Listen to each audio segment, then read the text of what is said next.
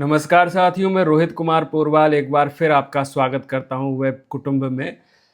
साथियों, ज़माना बदल गया है, पीएम मोदी बदल गए हैं। बहुत कुछ बदल गया है पिछले कुछ दिनों में। राजधानी दिल्ली में जंतर मंतर पर जो प्रोटेस्ट चल रही है, जो प्रदर्शन चल रहा है, उसका असर अब देखने को मिल रहा है कि सरकार ने सख्ती दिखाई है। कुछ दिनों पहले आप लोग सोच सकते थे कि सरकार का ये रवैया होगा। हम लोग ऐसी उम्मीद करते थे, देश की जनता ऐसी उम्मीद करती थी कि फला मुद्दे पर पीएम मोदी को बोलना चाहिए या फला मुद्दे पर पीएम मोदी चुप्पी क्यों साधे हैं, बोल क्यों नहीं रहे हैं। लेकिन अभी तक जो नहीं देखा गया वो अब देखा जा रहा है। पीएम मोदी काफ़ी बोल्ड नज़र आ रहे हैं और जो एक मतलब ऐसा लोग चाहते थे कि पीएम मोदी बोलें, लेकिन उन्होंने अपने एक्स हैंडल से वीडियो जारी भी कर दिया। और ये अपने आप में एक बड़ी चीज़ है, क्योंकि पीएम मोदी की पर्सनालिटी ऐसी है कि उनसे ये उम्मीद की जा सकती है, लेकिन ये सच हो जाए ये नहीं सोचा जा सकता है कि पीएम मोदी इस तरह से वीडियो जारी करके और नीट पेपर लीक पर सख्त कदम उठाने की बात कहेंगे। इस मुद्दे पर थोड़ी सी चर्चा करेंगे। हमने सोचा कि ये एक मुद्दा है, पेपर लीक एक बड़ा गंभीर मुद्दा है और ये अच्छी बात है कि देश में पेपर लीक जैसे मुद्दे पर इस स्तर पर बात हो रही है और पेपर लीक जैसा मुद्दा राष्ट्रीय मुद्दा बन रहा है। दिल्ली ही नहीं, देश के कई शहरों में लोग इस पर बात कर रहे हैं और इस तरह से ये छा गया ये मुद्दा। और चूंकि मॉनसून सत्र चल रहा है संसद का, तो इस मुद्दे पर वहाँ भी घमासान सी स्थिति है कि वहाँ संसद चल नहीं पा रही है। तो साथियों, पहली बात तो पेपर लीक होना ही नहीं चाहिए। और अब जब सरकार एक सकारात्मक रुख दिखा रही है, तो लगे हाथ यह भी करना चाहिए कि पूरे शिक्षा तंत्र का भी काया पलट कर देना चाहिए। इसे व्यवसायीकरण के अतिवाद से बाहर निकालना चाहिए। शिक्षा व्यवसाय का एक जरिया है, ठीक है, व्यवसाय का एक माध्यम है, लेकिन इसे इस तरह का माध्यम, इतना व्यवसायीकरण भी इसका नहीं होना चाहिए कि जो आर्थिक रूप से कमज़ोर लोग हैं और जो उच्च शिक्षा है, वो अगर वो चाहेंगे किसी बड़े शिक्षण संस्थान में शिक्षा प्राप्त करें, तो उनके लिए ये सब आसान होना चाहिए, सरल होना चाहिए। ये नहीं कि लाखों और करोड़ों रुपए में शिक्षा हासिल की जा रही हो। ये अपने आप में बहुत बड़ी बात है कि करोड़ों रुपए दे के कोई डॉक्टर बने। तो ये भारत जैसे देश में कम से कम नहीं होना चाहिए, जहाँ गुरु और शिष्य की परंपरा को शिक्षा की परंपरा को बहुत ही पवित्र माना जाता है। और वास्तव में ये पवित्र ही है। शिक्षा वास्तव में किसी व्यक्ति को व्यक्ति बनाती है, उसको व्यक्त करने लायक सिखाती है, उसको जीवन क्या है वो बताती है और जीवन में वो कैसे आगे बढ़े और किस तरह से मानवतावादी मूल्यों को आत्मसात करे, समझे और खुद का कल्याण करे और दुनिया का भी कल्याण करे। ये शिक्षा से ही, ज्ञान से ही संभव है। किसी भी तंत्र में लोगों के लिए वास्तव में शिक्षा हर समस्या का हल हो सकती है और बहुत बड़ा हथियार है शिक्षा। लेकिन साथियों, पेपर लीक जैसे मुद्दे पर इतना घमासान जो देखा जा रहा है, इतना घमासान मचने से पहले ही ठोस कदम उठाया जाना चाहिए था। आप लोग क्या कहते हैं? और देखा जाए तो लोगों में वास्तव में डर नहीं है कि पेपर ऐसे समझिए कि जो होता आया अब तक, जो देखते आए हैं, कि ऐसा तो नहीं है कि नीट पेपर लीक का ये पहला मामला है। पेपर लीक पहली बार तो नहीं हुआ है। कई बार ऐसी खबरें आई हैं कि कई परीक्षाओं के पेपर लीक हुए। नीट का 2024 में भी पेपर लीक हुआ था। तो ऐसा क्यों हो रहा है? क्योंकि डर नहीं है, खौफ नहीं है उन लोगों में जो इस तंत्र से जुड़े हैं, शिक्षा ये पेपर कराने के तंत्र से जुड़े हैं, उनमें डर नहीं है। और डर क्यों नहीं है? बड़ी सीधी सी बात है कि कुछ लोगों की चमड़ी इतनी मोटी हो चुकी है कि उनको कारावास से भी फर्क नहीं पड़ता। आप उन्हें आजीवन कारावास में डाल दो, उनको नहीं फर्क पड़ता। जब तक जान की बात नहीं आती, लोगों को फर्क नहीं पड़ता। आज के समय में डर नहीं बैठता। ये मेरा व्यक्तिगत रूप से मानना है। और मैं हालांकि इसका पक्षधर नहीं हूं कि किसी को ऐसे ही जान से मार दिया जाए, नहीं, लेकिन सज़ा इतनी कठोर होनी चाहिए, सख्त होनी चाहिए कि कोई व्यक्ति अगर सोचे भी ना कि पेपर लीक करना है, तो सोचते ही उसका बदन सिहर जाए कि नहीं, पेपर लीक में अगर पकड़े गए तो ऐसा होगा कि आजीवन कारावास नहीं, मृत्यु दंड मिलेगा। या जो हमारा घर है, हमारे पुरखों ने बनाया, हमने ही बनाया, वो घर तहस नहस कर दिया जाएगा, वो घर फोड़ दिया जाएगा, तहस नहस कर दिया जाएगा। तो इस स्तर का डर खौफ नहीं बैठेगा लोगों में, तो वो आगे सोचते रहेंगे कि पेपर लीक में होता क्या है, कुछ वर्षों की सज़ा, कुछ लाख का जुर्माना, ये हल नहीं है। और सज़ा भी हो तो ऐसा ना हो कि उसमें महीने लग जाएं, वर्ष कई साल बीत जाएं।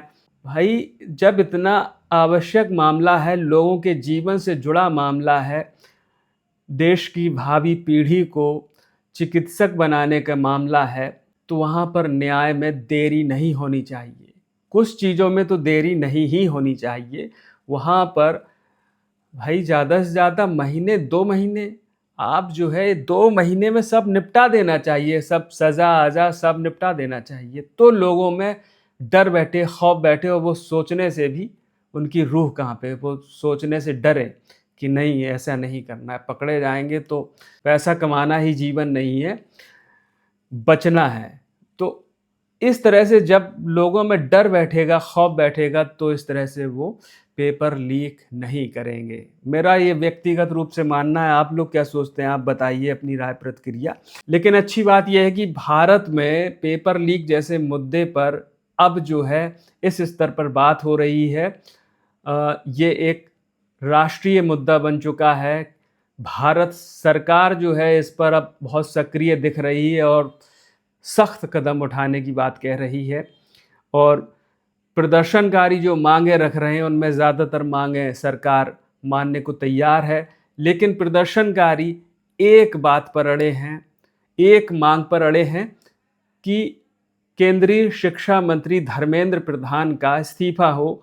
और कहीं ना कहीं मुझे ऐसा लगता है, सबकी अपनी अपनी राय है, लेकिन मुझे ऐसा लगता है कि ये लड़ाई अब कुछ ना कुछ ईगो की लड़ाई दिखाई दे रही है, अहम की लड़ाई सी बनती दिख रही है कि नहीं साहब, जवाबदेही तय करनी है तो इस्तीफा होना ही चाहिए। मैं भी ये मानता हूँ ये नैतिक मामला है, और नैतिकता में ये बनता भी है कि अगर मैं केंद्रीय शिक्षा मंत्री हूँ और मेरे पद पर रहते हुए बार बार इस तरह के पेपर लीक हो रहे हैं, तो मुझे नैतिकता के तौर पर आगे आना चाहिए और इस्तीफा दे देना चाहिए। भाई, एक बार हो गया ठीक है, 2 बार हो गया ठीक है, लेकिन कई बार ऐसा हो जाए। भाई, नीट में अभी हमें 2 बार की जानकारी है, लेकिन अगर और भी परीक्षाओं का देखा जाए तो देश भर में कई परीक्षाओं के पेपर लीक हो जाते हैं। हालांकि और भी अन्य राज्यों में, कुछ अन्य सरकारों में भी पेपर लीक हो रहे हैं। तो मैं इस बात का भी पक्षधर हूँ कि जहां मान लो कहीं कांग्रेस की सरकार है और अगर वहां पेपर लीक हो रहा है, तो उनके मंत्रियों को भी चाहिए कि इस्तीफा दें। केवल ये ना हो कि हमारी पार्टी से कोई इस्तीफा ना दे, अगली पार्टी से आप लोग इस्तीफा दीजिए साहब।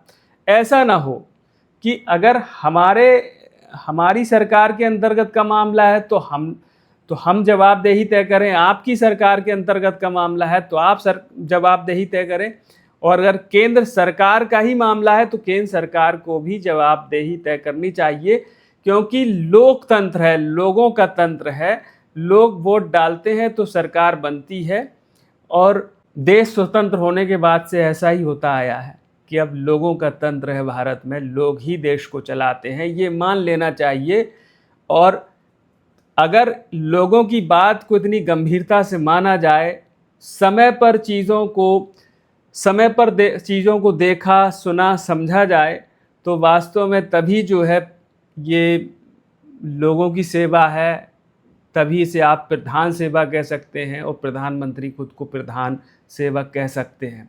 तो मेरा ऐसा मानना है कि इसमें इस्तीफ़ा देना चाहिए। इस्तीफ़ा देने से क्या होता है कि वास्तव में ये एक सरकार, अगर सरकार को जो है इतना आंदोलन खड़ा होने से पहले ही केंद्रीय शिक्षा मंत्री को चाहिए ताकि इतना घमासान मचने से पहले ही नैतिकता के आधार पर इस्तीफा दे देते, तो ये उनके लिए बहुत बड़ी बात होती है। ऐसा तो नहीं होता कि उनके लिए आगे के रास्ते बंद हो जाते, उनका करियर खत्म हो जाता। भाई आगे और भी चुनाव होने हैं, इस्तीफा देने से आगे उनका भविष्य खराब हो जाता है, ऐसा नहीं है। बल्कि एक विश्वसनीयता बनती सरकार की और धर्मेंद्र प्रधान की भी एक अच्छी छवि बनती कि उन्होंने नैतिकता के आधार पर इस्तीफा दिया और आगे भी उनको अवसर मिल सकते थे। तो इस्तीफा देना चाहिए। और पहले हम सुनते हैं ऐसा कि पहले ऐसा हुआ है भारतीय राजनीति में, जब नैतिकता के आधार पर कुछ मंत्रियों ने इस्तीफा दिए, और ये होना भी चाहिए। अहम का, ईगो का प्रश्न नहीं बनाना चाहिए लोकतंत्र में। ना तो जनप्रतिनिधि को और ना ही जनता को भी ईगो और अहम का प्रश्न बनाना चाहिए किसी चीज़ को। तो समय रहते सरकार को सख्त कदम उठाना चाहिए था। तो साथियों, ज़माना किस तरह से बदला है ये हम थोड़ा सा जो है आप लोगों के साथ साझा करना चाहेंगे। ये मेरी व्यक्तिगत राय हो सकती है, आप लोग अपनी राय कमेंट में ज़रूर बताइएगा। हम देख रहे हैं पिछले कुछ समय में, विगत कुछ वर्षों में जेनजी नाम सुनाई दे रहा है काफ़ी कुछ। हमारे सामने श्रीलंका का मामला है, बांग्लादेश का मामला है, नेपाल का मामला है, जहाँ पर सत्ताएं तक बदल गई जेनजी आंदोलन के कारण। और भी दुनिया में और भी देशों में जेनजी आंदोलन हुए हैं और वहाँ पर भी जेनजी आंदोलनों के बड़े परिणाम सामने आए हैं। तो हमारे बहुत से ऐसे दर्शक हैं जो सुनते हैं जेनजी, लेकिन इसके बारे में थोड़ी जानकारी देना मुझे लगता है कि उचित रहेगा कि जेनजी क्या है। साथियों, जेनजी का पूरा नाम जेनरेशन जेड है, अंग्रेजी में जेड को जी कहते हैं। तो यह हमारी जनसंख्या में पीढ़ियों के वर्गीकरण का एक हिस्सा है। जेनजी उन लोगों का समूह है जिनका जन्म वर्ष 1997 से 2012 के बीच हुआ है। इसे वर्तमान समय की सबसे युवा, सक्रिय और काम करने वाली मुख्य आबादी माना जाता है। जेनजी आबादी की सबसे बड़ी विशेषता इनका डिजिटल नेटिव होना है, यानी इतिहास की पहली ऐसी पीढ़ी है जो इंटरनेट, स्मार्टफोन, सोशल मीडिया और हाई स्पीड डेटा के युग में ही जन्मी और बड़ी हुई है। इस पीढ़ी को कंप्यूटर या मोबाइल चलाना सीखना नहीं पड़ा, बल्कि यह इनकी जीवन शैली का जन्मजात हिस्सा रहा है। कुछ विद्वानों ने जनसंख्या का वर्गीकरण किया है और उनके वर्गीकरण के अनुसार वर्ष 1946 से 1964 तक जन्मे लोगों को बेबी बूमर्स कहा जाता है। 1965 से 1980 तक जन्मे लोगों को जनरेशन एक्स और 1981 से 1996 तक जन्मे लोगों को मिलेनियल्स या जेन बाई और 1997 से 2012 तक जन्मे लोगों को जेनजी, जिसकी बात हो रही है, जेनजी कहा जाता है। जेनजी के बाद आने वाली पीढ़ी को जेन अल्फा कहा जाता है। जेन अल्फा में वे लोग शामिल हैं जिनका जन्म वर्ष 2013 से 2025 तक हुआ। जेन अल्फा के बाद वर्ष 2025 से 2039 के बीच जन्म लेने वाले बच्चों को जेन बीटा कहा जाएगा और उसके बाद आने वाली पीढ़ियां क्रमशः गामा और डेल्टा कहलाएंगी। जनसंख्या का यह वर्गीकरण कैसे हुआ और किसने किया, यह भी एक रोचक विषय है। हम प्रयास करेंगे कि इसे हम विस्तार से किसी और वीडियो में समझें।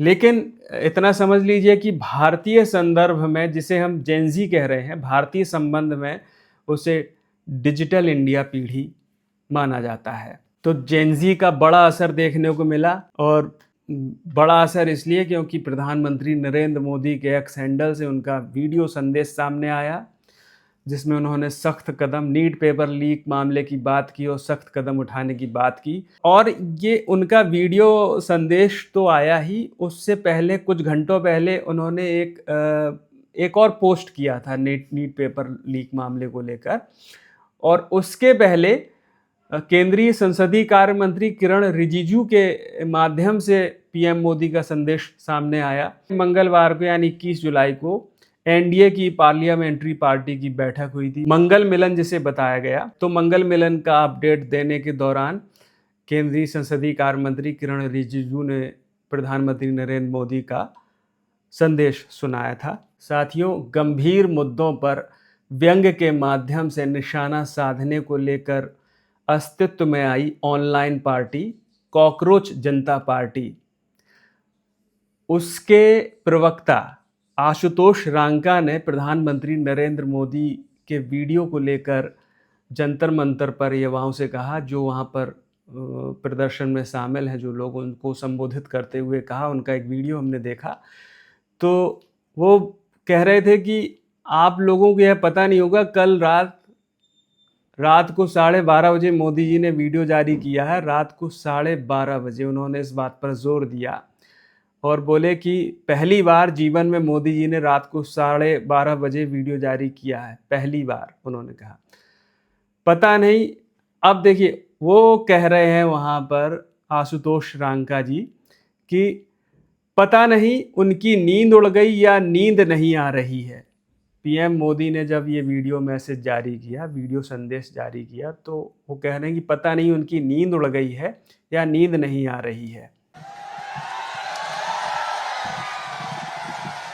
आप लोगों को ये पता नहीं होगा, लेकिन कल रात को 12:30 बजे मोदी जी ने वीडियो जारी किया है। रात को 12:30 बजे पहली बार जीवन में मोदी जी ने रात को 12:30 बजे वीडियो जारी किया है। पता नहीं उनकी नींद उड़ गई है या नींद आ नहीं रही है। मैं टीवी देख रहा था, न्यूज़ देख रहा था, उसमें भी मैंने देखा कि डिबेट में विपक्षी दल के नेता ये कह रहे थे कि मोदी जी की नींद उड़ गई है, लेकिन सत्ता पक्ष कह रहा है कि देखिए सरकार इतनी संवेदनशील है कि रात में प्रधानमंत्री नरेंद्र मोदी ने लोगों को वीडियो संदेश के माध्यम से संबोधित किया। तो विपक्ष का कहना है कि नींद उड़ गई है, सीजेपी का कहना है कि कॉकरोच जनता पार्टी यानी सीजेपी का कहना है कि नींद उड़ गई है, लेकिन सत्ता पक्ष का कहना है कि सरकार संवेदनशील है, इसलिए रात में भी पीएम मोदी ने वीडियो संदेश जारी किया। वहीं अगर प्रधानमंत्री नरेंद्र मोदी का वीडियो अगर ध्यान से सुना जाए तो उसमें उनके संदेश में इस बात का जवाब है, प्रधानमंत्री के अनुसार उनका जवाब है कि उन्होंने उतनी रात को संदेश क्यों जारी किया, उसका एक जवाब सा उसमें मिलता है। उन्होंने क्या कहा वीडियो संदेश में, वो हम आपको सुनवा देते हैं और पढ़ के भी आपको सुना देते हैं कि उन्होंने क्या कहा। प्रधानमंत्री नरेंद्र मोदी ने 23 जुलाई को रात को 11:52 पर अपना वीडियो संदेश पोस्ट किया एक्स पर। उन्होंने क्या कहा, इस बात को लेकर भी मैं देख रहा था कि कुछ लोग कह रहे हैं कि पहले प्रधानमंत्री मित्रों कह के संबोधित करते थे, लेकिन इस वीडियो में वो फ्रेंड्स कह रहे हैं। तो प्रधानमंत्री नरेंद्र मोदी ने कहा, फ्रेंड्स, मैं जानता हूं कि पेपर लीक यह कोई मामूली विषय नहीं है, लाखों विद्यार्थी और उनके अभिभावकों के लिए बहुत ही पीड़ादायक है, और इसलिए पेपर लीक घटना से अब तक पिछले 2.5 महीनों में अनेक कदम उठाए गए, गुनहगारों को पकड़ा गया है, वे जेल में पड़े हैं। हमारा सबसे महत्वपूर्ण जिम्मा था कि विद्यार्थियों का 1 वर्ष बर्बाद ना हो। तत्काल परीक्षाएं लेना बहुत ज़रूरी था।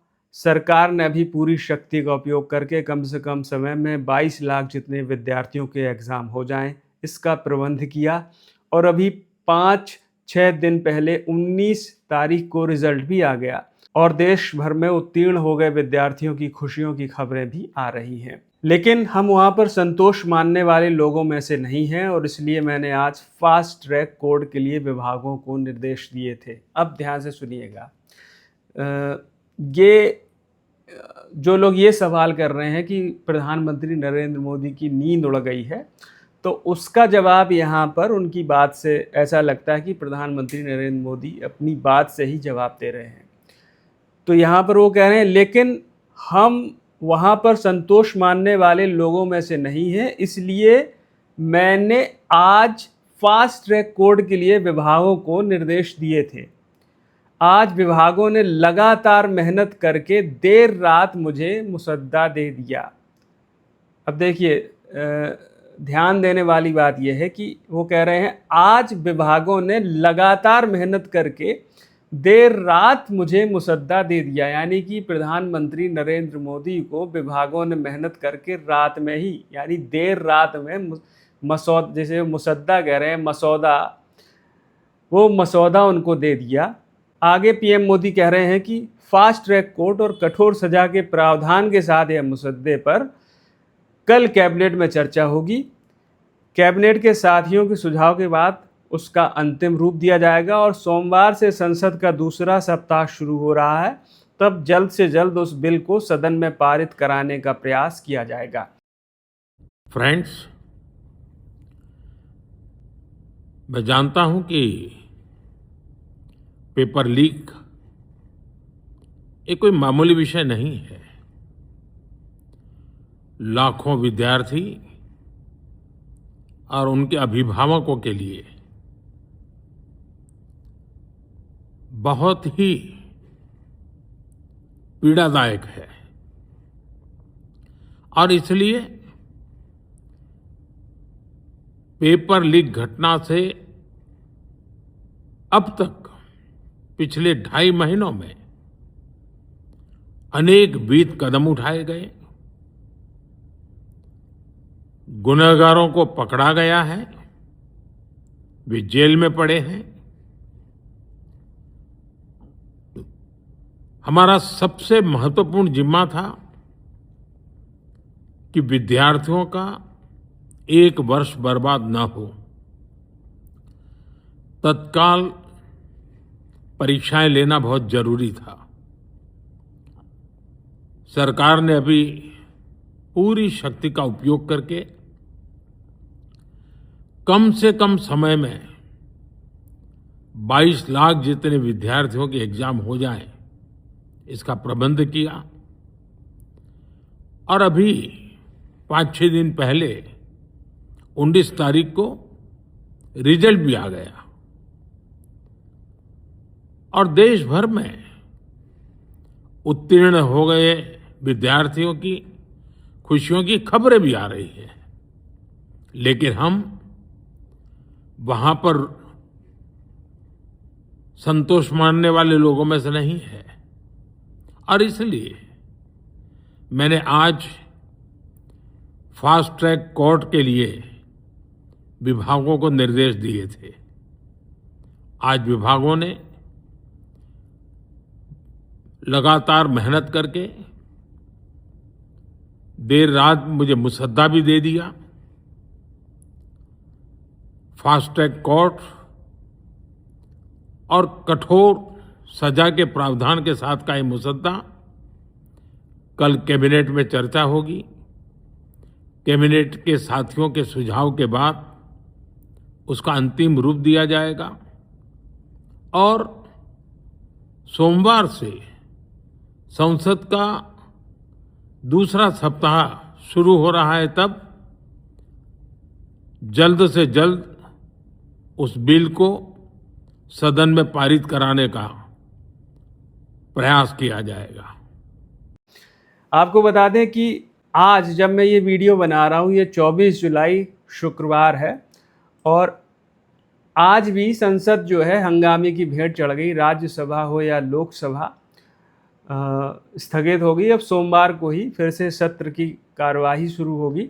लेकिन आज एक बड़ा डेवलपमेंट हुआ कि जिस मसौदे की पीएम मोदी बात कर रहे हैं अपने वीडियो संदेश में, उस पर केंद्रीय कैबिनेट की आज संसद में बैठक हुई और केंद्रीय कैबिनेट ने उसको मंजूरी दी। यह खबर आई और उस मसौदे पर, उस बिल पर, उस विधेयक पर अब जो है सोमवार को अब ये देखना होगा कि अगर कोई गतिरोध नहीं रहा और सरकार और भी विपक्षी दलों को इस पर मनाने में सफल रही तो इस पर चर्चा होगी, चर्चा हो सकती है।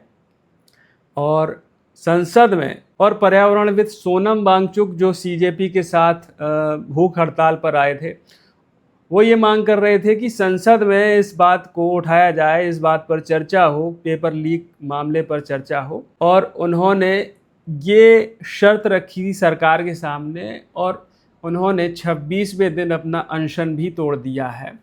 तो ये एक बड़ा डेवलपमेंट है कि सोनम वांगचुक ने अपना अनशन तोड़ दिया 26वें दिन। गुरुग्राम स्थित मेदांता अस्पताल में वो भर्ती हैं। पहले उन्हें सफदरजंग अस्पताल में भर्ती कराया था सरकार ने, उसके बाद हाई कोर्ट के आदेश पर उन्हें मेदांता अस्पताल में शिफ्ट किया गया था। और पिछले कुछ दिनों से केंद्रीय स्वास्थ्य मंत्री जेपी नड्डा और केंद्रीय राज्य मंत्री जितेंद्र सिंह उनसे अस्पताल में मिले, उनसे बातचीत की। सरकार ने ये पूरा प्रदर्शन जो है कैसे ख़त्म हो, कैसे शांत हो, इस पर जो है सरकार ने कदम उठाया। एक दृष्टि से देखा जाए तो मोदी सरकार का वर्तमान जो रवैया है, इस रवैये के लिए वो जानी जाती नहीं रही है कि आपको इस तरह से बातचीत के लिए आपको आह्वान दे और आपसे बातचीत करे और इतनी गंभीरता दिखाए। ये अपने आप में बहुत बड़ी बात है, क्योंकि पिछले 2-1 दिनों में देखा गया है कि 2 बार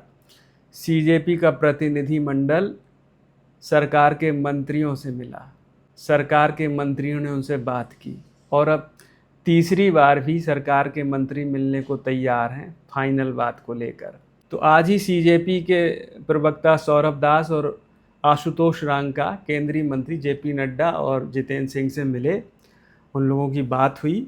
लेकिन सीजेपी बस इस मांग पर अड़ी है कि केंद्रीय शिक्षा मंत्री धर्मेंद्र प्रधान का इस्तीफ़ा हो और उनके मंच से, जंतर मंतर पर उनके मंच से, चाहे वो सीजेपी के अध्यक्ष अभिजीत दीपके हों या उनके साथी, वो ये कहते दिख रहे हैं कि इससे कम पर कुछ भी नहीं कि धर्मेंद्र प्रधान का इस्तीफ़ा हो, धर्मेंद्र प्रधान को बर्खास्त किया जाए, धर्मेंद्र प्रधान को पद से हटाया जाए। इससे कम पर वो लोग वहाँ से हटने के लिए राज़ी नहीं है। और जो प्रदर्शनकारी वहाँ पर जो है मौजूद हैं, उनसे वो लोग बार बार बल दे रहे हैं कि क्या आप लोग इससे कम पर वहाँ से प्रदर्शन से हटेंगे। तो मोदी जी, अगर आप स्ट्रिक्ट एक्शन लेना चाहते हो तो तुरंत धर्मेंद्र प्रधान को बर्खास्त करो, उसके नीचे कुछ भी मंजूर नहीं होगा। एग्री कर रहे हैं आप सब लोग? धर्मेंद्र प्रधान के इस्तीफे के नीचे क्या आप लोगों को कुछ भी मंजूर है? धर्मेंद्र प्रधान का इस्तीफा लिए बिना तो यहाँ से नहीं जाओगे आप लोग। और सोनम वांगचुक जो अनशन कर रहे थे, उन्होंने अपने संदेश में कहा है कि अब भाई कुछ लोग उनसे कह रहे हैं कि आपका जीवन ज़्यादा ज़रूरी है, और उन्होंने कहा है कि मैं कुछ हफ्तों और अनशन पर रहता, लेकिन उससे क्या हो जाता, मान लो सरकार जो है धर्मेंद्र प्रधान का इस्तीफ़ा नहीं होता, तो इसका मतलब ये है कि कुछ हफ्तों वो अनशन पर और रहते और मर जाते, उन्होंने ये कहा है। लेकिन इससे क्या होता है, लेकिन कुछ लोग कह रहे हैं कि आपका रहना ज़रूरी है, आपका जीवन ज़रूरी है। तो सोनम वांगचुक ने कहा कि उन्होंने जो मांगें रखी, उनमें जो सबसे उनकी जो मेन मांगें हैं कि एक तो संसद में इस बात पर कि पेपर लीक मामला संसद में उठाया जाए, इस पर बहस हो और कोई हल निकले, कोई सख्त कदम उठाया जाए। और दूसरा, 20 जुलाई को जो सीजेपी का संसद मार्च था, उसमें झड़प देखी गई थी पुलिस और प्रदर्शनकारियों के बीच। तो कहीं कहीं प्रदर्शन काफ़ी उग्र हो गया और तोड़फोड़ भी देखी गई और पुलिस ने भी लाठियां भांजी। पुलिस पर आरोप है कि उसने पैलेट गन भी चलाई और कुछ लोग सामने भी आए और विपक्ष के नेता राहुल गांधी मीडिया के सामने एक लड़के को लेकर आए। उन्होंने दिखाया कि देखिए किस तरह से उसको चोटिल किया है और उसकी आंख भी जो है मुश्किल है बच पाए, उन्होंने बताया। तो किस तरह से पैलेट गन या सख्ती दिखाई पुलिस ने। तो सोनम वांगचुक कह रहे थे कि पुलिस ने जिन छात्रों के ऊपर केस दर्ज किए हैं, FIR की है, तो वो सब वापस लिए जाएं, क्योंकि उनके भविष्य का मामला है। तो उनके खिलाफ कोई उस तरह की कानूनी कार्रवाई ना हो जो उनके भविष्य के लिए आगे रोड़ा बने, तो छात्रों के ऊपर कोई दंडात्मक कार्रवाई ना हो। तो ये उन्होंने कहा कि ये आश्वासन जो है उन्हें सरकार से मिला है। और रही बात धर्मेंद्र प्रधान की, तो उनका कहना है कि इस्तीफ़ा आज नहीं तो वो तो हो ही जाएगा। उन्होंने ऐसी उम्मीद जताई और उन्होंने कहा कि अगर वो इस्तीफ़ा दे देते हैं तो ये सरकार के लिए, खुद के लिए अच्छा होगा, क्योंकि अब ये बड़ा मुद्दा बन गया है और सरकार के लिए भी। उन्होंने अपनी बातों से ऐसा जताया कि अब ये सरकार के लिए सिरदर्द बन गया है, ये धर्मेंद्र प्रधान के इस्तीफे का मामला उनके लिए सिरदर्द बन गया है। वो इस्तीफ़ा दे देंगे तो सरकार के लिए अच्छा रहेगा। उन्होंने ये सरकार से सहानुभूति भी एक प्रकार से जताई। लेकिन वहीं सीजेपी की जो मुख्य मांग है वो यही है कि धर्मेंद्र प्रधान इस्तीफ़ा दें, और दो मांगें और कि एक तो कि प्रदर्शनकारियों पर पुलिस ने जो एफआईआर दर्ज किए वो वापस ली जाएं, और दूसरी ये कि जिन छात्रों ने नीट पेपर लीक मामले के बाद आत्महत्या की, इस मामले को लेकर आत्महत्या की, तो उनके परिवार वालों को 1-1 करोड़ रुपए मुआवजा दिया जाए। वहीं सोनम वांगचुक का कहना है कि सरकार ने ये कहा है कि आत्महत्या जिन लोगों ने की उनके परिवार वालों को सरकार उचित मुआवजा देगी। उन्होंने उचित शब्द का इस्तेमाल किया, लेकिन सीजेपी वाले कह रहे हैं कि कम से कम 1-1 करोड़ रुपए उनको दिया जाए। लेकिन मैं व्यक्तिगत रूप से मैं आपको बताऊं कि मैं भी इस चीज़ को लेके बहुत ही आश्चर्य में हूं कि सरकार ने एकदम से सीजेपी ने पार्टी बनाई थी, 15 मई को हाँ सीजेआई का बयान आया था, 16 मई को ये सीजेपी नाम की पार्टी, ऑनलाइन पार्टी अस्तित्व में आई थी, कॉकरोच जनता पार्टी। और उसके बाद 2 महीने से ज़्यादा समय हो गया है और ये प्रदर्शन चलते हुए लगभग 1-1.5 महीना हो गया है, क्योंकि 26 दिन उनके अनशन के ही हो गए, 1 महीने से ज़्यादा समय हो गया है। और इतने समय बाद अब सरकार, जब विपक्ष भी इसमें एकजुट होता दिखा और विपक्ष ने जिस तरह से घेरा, राहुल गांधी प्रधानमंत्री आवास के बाहर ही पहुंच गए धरना देने, वहीं बैठ गए। और विपक्ष जिस तरह से एक साथ फिर 20 जुलाई के संसद चलो मार्च के बाद जिस तरह से विपक्ष ने घेरना शुरू किया, तो ये मुद्दा बड़ा होता दिखा। और वास्तव में जो जेनजी है, यानी जिसे हम जेनजी कह रहे हैं, जो युवाओं की आबादी है, तो देश में एक बड़ी संख्या युवाओं की है। और एक हम लोग जो सोचते हैं ना कि आज का जेनजी, आज के युवा जो है मोबाइल फ़ोन में व्यस्त रहते हैं, आलसी हैं और रील्स चलाते रहते हैं, तो ठीक है, वो सबका अपना अपना दृष्टिकोण है, अपने अपने तरीके से लोगों को देखते हैं। और प्रथम दृष्टया ऐसा हम लोगों को आसपास दिखता है कि लोग मोबाइल में बिजी रहते हैं। लेकिन क्या किया जाए, आज का युग ही डिजिटल युग है। और जेनजी पीढ़ी, जिसे जेनजी कहा जा रहा है, वो डिजिटल पीढ़ी, भारत में डिजिटल इंडिया पीढ़ी उसे माना जा रहा है।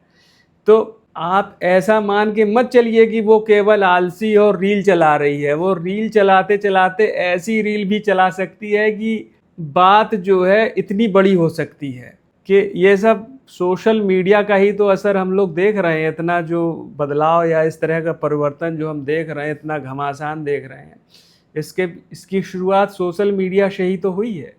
सोशल मीडिया पे ही तो उसने जो है कॉकरोच जनता पार्टी का हैंडल बनाया और इंटरनेट पर एक वेबसाइट बनाई अपनी कॉकरोच जनता पार्टी की। तो सब नेट पे और सोशल मीडिया पे ही तो हम लोग देख रहे हैं।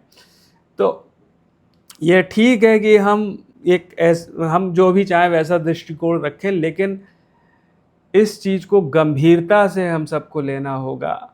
और जो लोग वास्तव में परिवर्तन चाहते हैं उनको लेना होगा कि जो हमारी युवा आबादी है, जिसे जेनजी या डिजिटल इंडिया पीढ़ी माना जा रहा है, जो युवा आबादी है वो केवल रील ही नहीं चलाती, वो बहुत कुछ सेंसिटिव भी है उनमें बहुत सारे लोग।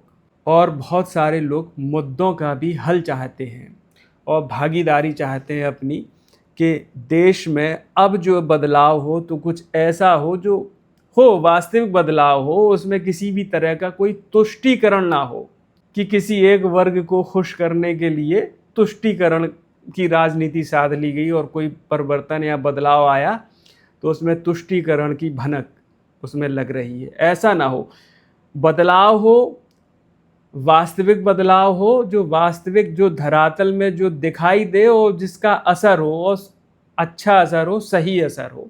तो ऐसा बदलाव हो। आज की वर्तमान पीढ़ी, युवा पीढ़ी ऐसा चाहती है और जो उसी पीढ़ी को अक्सर प्रधानमंत्री नरेंद्र मोदी अपने भाषणों में संबोधित भी करते हैं और उसी के बल पर दुनिया में ये छाती ठोक कर दावा करते हैं कि भारत आज सबसे युवा देश है, क्योंकि भारत में सबसे बड़ी आबादी युवाओं की आबादी है।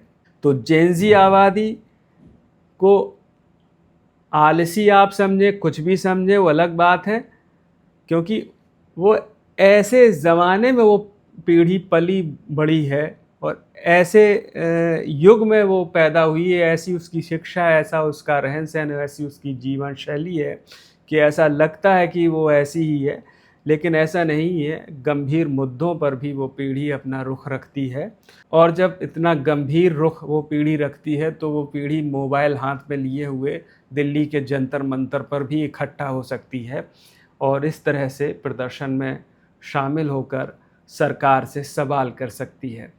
तो ये एक बड़ी बात है और इसे गंभीरता से देखा जाना चाहिए। आप लोग क्या कहते हैं? सबसे महत्वपूर्ण बात यह है कि मैं फिर से उसे दोहराना चाहूँगा कि जो वास्तव में वास्तविक मुद्दे हैं उन पर बहुत तेज़ी से काम करना चाहिए। सीबीआई देश की बहुत बड़ी जांच एजेंसी है, उसको बहुत तेज़ी से चार्जशीट वगैरह फाइल करनी चाहिए, इतना समय नहीं लगना चाहिए। और पेपर लीक मामले में जो 13 लोग पकड़े गए, 13 आरोपी हैं अभी, अगर वो दोषी पाए जाते हैं तो उनको सख्त से सख्त सज़ा देनी चाहिए। तो सरकार का रवैया इस मामले पर फ़िलहाल सकारात्मक माना जा सकता है, क्योंकि अभी हम लोग देखते आ रहे हैं कि 1-1.5 महीने से ऐसा लग रहा था कि सरकार इस मुद्दे को सुन ही नहीं रही है। लेकिन जब 20 जुलाई के बाद प्रदर्शन इतना बड़ा हो गया और देश भर से तस्वीरें सामने आईं, और ये वास्तविक मुद्दा तो है ही अपने आप में, क्योंकि लोगों के जीवन से जुड़ा मुद्दा है। और सोनम वांगचुक कहते आए हैं, उन्होंने कहा था कि जो मुझे मोटा मोटी याद है, उन्होंने जो बात कही थी वो कुछ इस तरह से थी कि आप ज़रा सोचिए, डॉक्टरी के पैसे में कोई व्यक्ति चीटिंग करके आए तो सोचिए वो कैसा इलाज करेगा। क्या आप ऐसे डॉक्टर से इलाज कराना पसंद करेंगे जो चीटिंग से डॉक्टर बनाओ?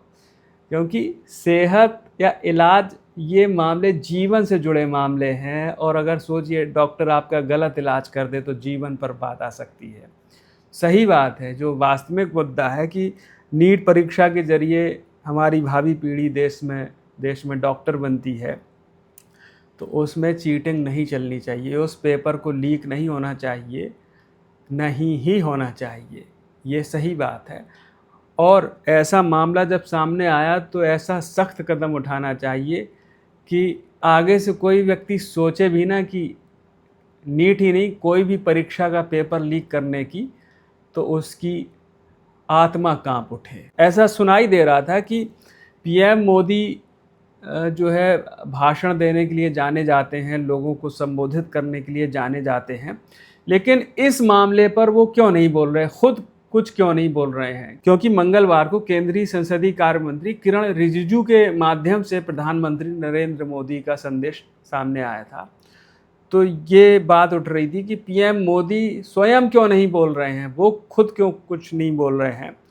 तो आप देखिए 23 जुलाई को, यानी कि गुरुवार को सुबह लगभग 9 बजे पीएम मोदी पोस्ट करते हैं। 23 जुलाई को 9:07 पर सुबह पीएम मोदी ने पोस्ट किया, देश के युवाओं का हित और उनका भविष्य हमारी सर्वोच्च प्राथमिकता है।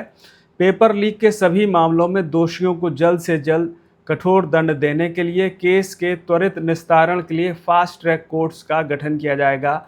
इस संबंध में निर्देश दिए गए हैं कि संबंधित विभाग आवश्यक कार्रवाई सुनिश्चित करें।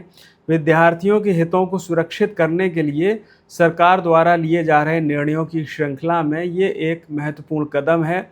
युवाओं के भविष्य के साथ खिलवाड़ करने वाले किसी भी व्यक्ति को बख्शा नहीं जाएगा। तो ये पीएम मोदी ने पोस्ट किया सुबह 9:07 पर, और 23 जुलाई को रात में 11:52 पर उन्होंने वीडियो संदेश पोस्ट किया, और रात में लगभग 12:30 बजे मीडिया रिपोर्ट्स के माध्यम से ये बात सामने आई, ये खबर सामने आई कि मेदांता अस्पताल में पर्यावरणविद सोनम वांगचुक, जो कि अनशन कई दिनों से रख रहे थे, उन्होंने 26वें दिन अनशन समाप्त कर दिया।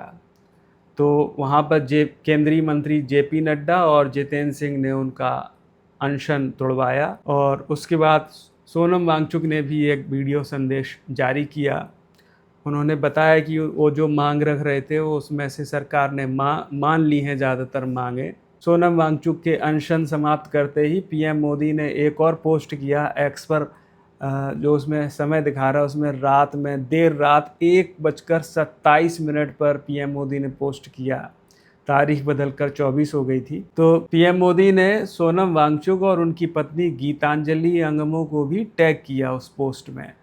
पीएम मोदी ने लिखा, उन्होंने सोनम वांगचुक से ख्याल रखने का आग्रह किया। पीएम मोदी ने लिखा, मैं सोनम जी से आग्रह करता हूं कि वो डॉक्टरों की सलाह के अनुसार अपनी दिनचर्या रखें और जल्द से जल्द अपना पुराना वज़न फिर से प्राप्त करें।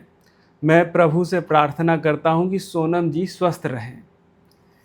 तो ये पीएम मोदी ने यहाँ पर भी एक सकारात्मक अपना दृष्टिकोण दिखाया कि उनकी सेहत को लेकर वो काफ़ी गंभीर दिखे और उनसे आग्रह किया कि डॉक्टर की सलाह के अनुसार अपनी दिनचर्या रखें और फिर से स्वस्थ हो जाएं। तो साथियों, इस पूरे घटनाक्रम पर हमने ये वीडियो बनाने का प्रयास किया। आप लोगों को कैसा लगा और आपकी क्या राय है इस पूरे घटनाक्रम को लेकर? आपकी राय, आपकी प्रतिक्रिया कृपया कमेंट सेक्शन में ज़रूर लिखें। और हमारा यह प्रयास वीडियो बनाने का अगर ठीक लगा तो लाइक करें, शेयर करें और अगर अभी तक आप लोगों ने चैनल को सब्सक्राइब नहीं किया है तो सब्सक्राइब ज़रूर करें। बहुत बहुत धन्यवाद।